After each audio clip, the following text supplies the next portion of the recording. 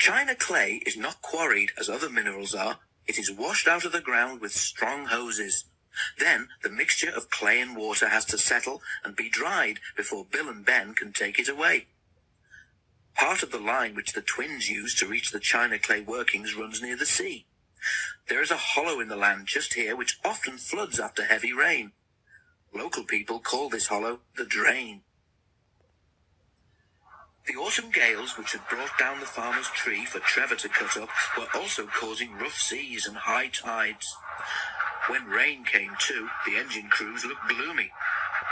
A really high tide now, said Ben's driver, could make real trouble at the drain.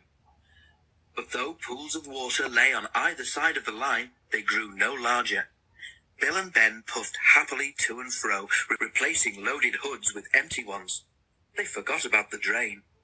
Began again, and the wind strengthened. As the engines went to the clay pits that morning, their drivers noticed that the water in the drain was rising. While Bill arranged the empty trucks, Ben prepared to leave with a train of full ones. At the drain, he found that the water was level with the top of the rails. "Come on," said Ben bravely. "We must get through, if only to get help for Bill." Go back, go back," the wind seemed to shriek. Ben took no notice. He was halfway over when the rising tide, whipped into a huge wave by the wind, swept across the line. "Oof!" spluttered Ben as water crashed against his side. "Help!" With a hiss, the water reached his fire. "Quick, Ben," urged his driver, but it was too late.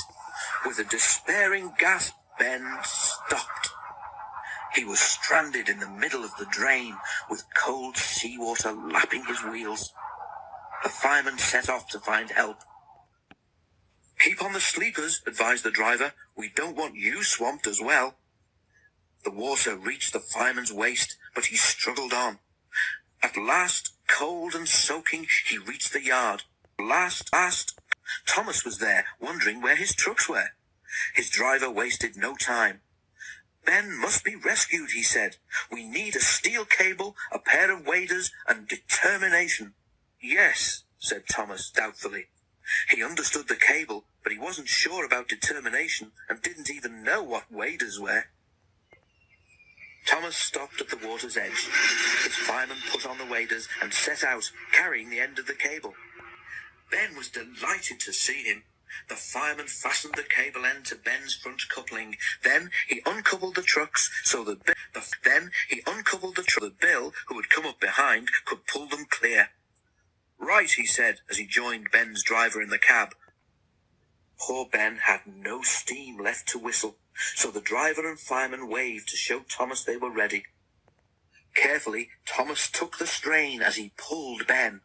Slowly, with water cascading all round him, Ben came out of the drain. Once he was clear, Thomas was properly coupled to him and helped him back to his shed. "Thank you, Thomas," said Ben gratefully, and his eyes twinkled for the first time for several hours. It was 4 days before the water in the drain subsided. When Bill reached home, both twins agreed that it would be ungrateful of them ever to tease Thomas again.